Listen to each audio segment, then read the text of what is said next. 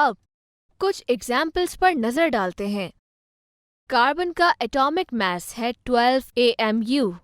अगर मैं इसे ग्राम्स में एक्सप्रेस करूं तो ये होगा 1 मोल कार्बन का। हमारी सेकंड एग्जाम्पल में वाटर का मॉलिक्यूलर मास शामिल है जो है 18 AMU। लेकिन अगर मैं इसे 18 ग्राम्स कहूं तो इसका मतलब होगा कि ये है 1 मोल वाटर का। सल्फ्यूरिक एसिड का मॉलिक्यूलर मास है 98 AMU। लेकिन अगर मैं कहूं 98 ग्राम्स तो इसको बताने का एक तरीका ये होगा 1 मोल सल्फ्यूरिक एसिड का, ना कि 1 मॉलिक्यूल।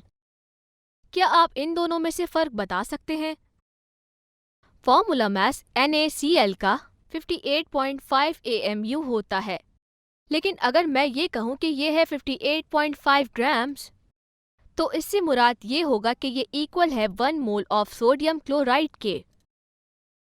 तो मैं दिखा सकती हूँ मोल और मास का रिलेशनशिप ये एक्सप्रेशन यूज करते हुए, जिसके मुताबिक नंबर ऑफ मोल्स नोन मास के इक्वल होंगे जो कि सब्सटेंस का है, और ये उस सब्सटेंस के मोलर मास से डिवाइड होगा। अगर मैं इस फॉर्मूला को रीअरेंज करूं तो मैं कह सकती हूँ किसी भी सब्सटेंस का मास होता है equal number of moles into the molar mass के।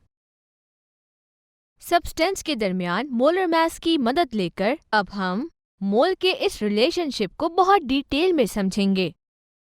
और नंबर ऑफ पार्टिकल्स जो कि मैं इस्तेमाल करने जा रही हूँ फ्लो चार्ट से। हम सब जानते हैं कि एक सब्सटेंस एक एलिमेंट या एक कंपाउंड होता है, राइट? अगर ये एक एलिमेंट है तो इसका मास एटॉमिक मास से रिप्रेजेंट किया जाएगा और इसका यूनिट AMU है। अगर मैं मास का एटॉमिक मास ग्राम्स में रिप्रेजेंट करूं तो फिर इसे ग्राम्स एटॉमिक मास समझा जाएगा, जिसका मतलब है कि इसमें शामिल हैं 6.02 × 10 raise to the power 23 atoms, और ये उस एलिमेंट का 1 मोल बन जाता है। अब अगर मेरे पास एक कंपाउंड है तो इसका मास या तो होगा मॉलिक्यूलर मास या फॉर्मूला मास, और AMU को इसका यूनिट लेंगे।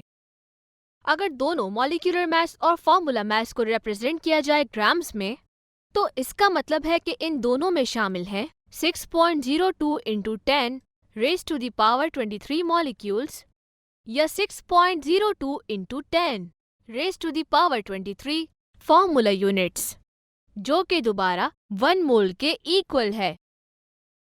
तो बस आज के लिए इतना ही। मैं नेक्स्ट वीडियो में और कवर करूंगी।